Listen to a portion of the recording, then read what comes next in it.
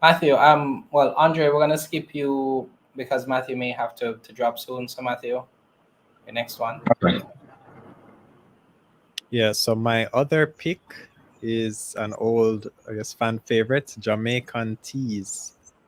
What I would say Whoa, about whoa, whoa, Jamaican, whoa, whoa, whoa! When you say fan favorite, who are you talking about, really?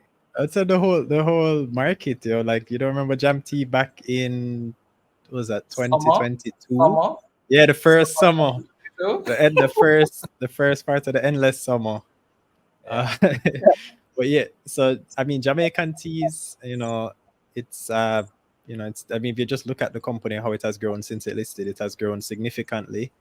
A lot of people really liked Jamaican teas a few years back when they said that they were going to essentially spin off their manufacturing arm.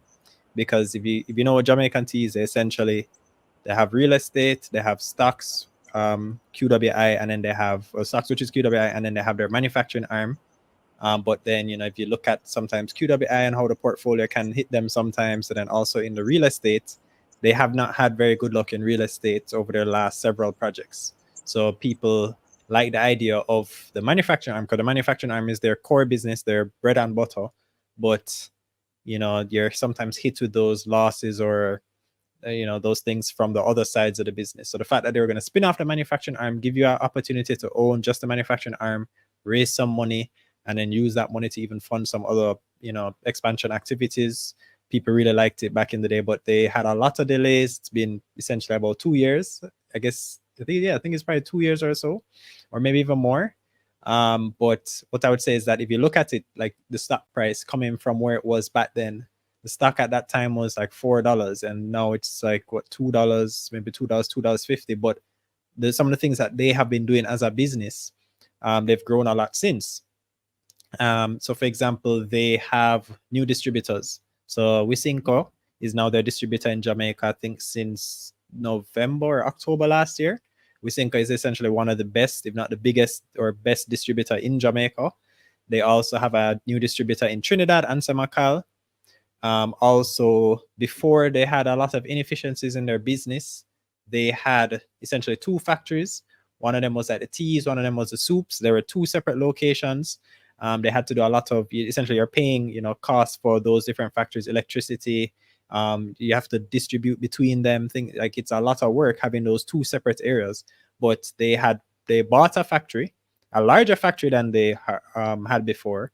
So I think before they had maybe 20,000 at one factory and then 10,000 square feet at another.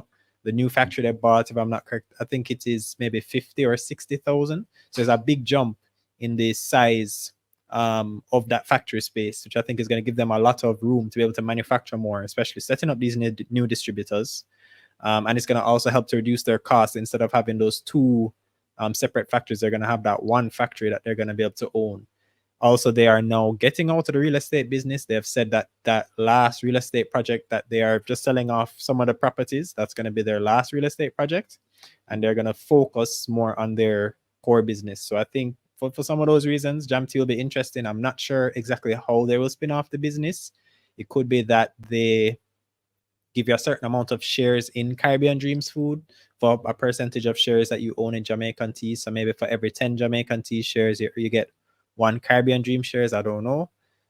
But they have a AGM coming up. So I guess we can, if you're a shareholder or just someone who wants to attend, you can maybe ask them those questions, see what they say. But for some of those reasons, I think Jamaican Teas is a stock to watch. All right. So I say Lenworth challenging your Wisinko is the best distributor in Jamaica. So you might have a context to that you may want to add. And Roswell is asking when the spin-off is happening. So I told them summer, and it may be a part of Vision 2030. So you never know. But So yeah. to this give some context, right? So basically, what you have to remember, and it's something that the average person won't appreciate. Basically, Jamaican teas got licenses, and even though they are moving the operations from company A to company which they still control, in the eyes of, let's just say, your Tetley Tea or the Tata based entity in the UK that has the legal license and everything, you're a new company, we have to go through the whole process again to transfer and everything. And even in the case of the FDA, they had to come and recertify the same location, even though it's nothing has changed. So, those are things that they couldn't control. And, I believe it was last November when I spoke to John Mahfood when they announced the whole Wusinko and Antimacal, switch. He said that, they're going to spin off this subsidiary. Well, effectively transfer everything by a particular time, give it about 6 months to run, and then consider, listing it at that point. So what Jamaican Tea has effectively become is a holding company, and most people haven't realized it. So remember, Jamaican Teas started mainly in teas. They added different, manufactured products to their portfolio line, and they said, all right, we got KIW, we got the stock portfolio. Spent off into QWI, raise some equity, maintain control, we have a large portfolio to play with. We have the manufacturing business, spent off into a different company, list it, still maintain control, have this capital to do something else. So, it creates a multitude of opportunities, not just for the directors, but also for the shareholders, because in KWI's IPO, if you're a JAMT shareholder, you got the shares at a discount everybody else. Then you also had the situation arising from, the fact that, let's just say JAMT maintains 51% of Caribbean Dream Foods. They can take that same money that they used in terms of selling to the market in Caribbean Dream Foods to buy another manufacturer. So, and look at their holding company, Jamaican Teas in effect, would have less income tax, less costs, So what that could have potentially result in is the company potentially switching to a capital distribution model, like a Jamaica Producers or a Blue Power, which means you pay probably 2% in withholding tax versus the 15% that you currently pay when the business is paid. So just some food for thought, basically. And the reality is, even if someone disagrees that Wusinka is the best distributor in Jamaica, the reality is Wusinka has a very powerful reach. Like, you just can't underestimate that. They're planning to build a location in terms of logistics warehouse in the South Coast, like along St. Elizabeth, the Carnan Belt. They have one in Trelawney, and they just mentioned how more than 20,000 SKUs they have. They have Jamaican producers, St. Mary banana chips, they have True Juice. And the thing is, the more they keep adding to this portfolio, the more attractive it becomes for potential clients to just say, hey, let me just get these goods that Wusinko is offered alongside everything else that they're currently under their umbrella. So Matthew's in a discussion about Jamaican teas is a very plausible discussion, because what could potentially happen is, like back in 2019 when it was KWI's IPO, Perpetus comes out, you see the big, JAMT shareholder by this record date, and you let the stock price halt up, and you can potentially be someone that's smart, take a small exit, keep a share, be a shareholder on record for the discounted pool if it's available, but at the same time you get to buy back into JAMT if you so desire at a cheaper price. That's what people did.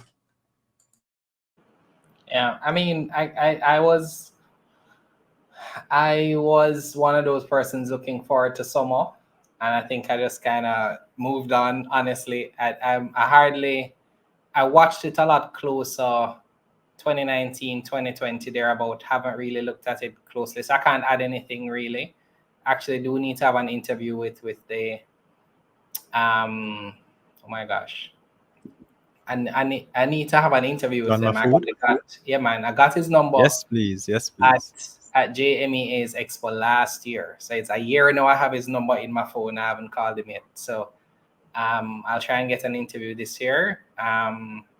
But yeah, I'd love to hear what they've been up to. And so wait, so Jeremy, the reason you were interested in them at the time was because of the spin-off? At the time. I'm honestly not sure, because I knew I was a shareholder. I knew when I spoke to David, he said the same thing. He just said, hold on to one share. So I remember in my J Trader for months, I just saw one share of JAMT, and then at one point I'm like, let me just put that up because the one share was bugging me. And but yeah, I was kind of anticipating something around that summer timeline. What I would And say though, the FSC, I think they changed the rules on preferential pricing. Like I think it's only employees and associated persons can get preferential pricing. There So some I'm not guidelines, Matthew, but they never officiated anything to the public. Some issuers, just took what FSC put as gospel, but what we've seen in the last year and a half and the original report kind of shows us that FSC is all over the place because, Signals had their offer and there is preferential pricing. But, even if there's no differential price, there can still be a reserve pool for JAMT shareholders. yeah, because sometimes the price is not the issue, but the volume that you can get. So at the end of the day, it can still work out in the sense that if you're a shareholder by X date, you do benefit from being in a reserve pool and not being thrown into the rest of the general public. Even though Matthew might just buy out the whole pool anyway, so that reserve pool may not matter. What I would also say is that to David's point, David gave an interesting timeline. He had, I think John Mahfood had said they wanted to run the company for a certain amount of months. They transferred the assets January 1, right? What month they were now in April.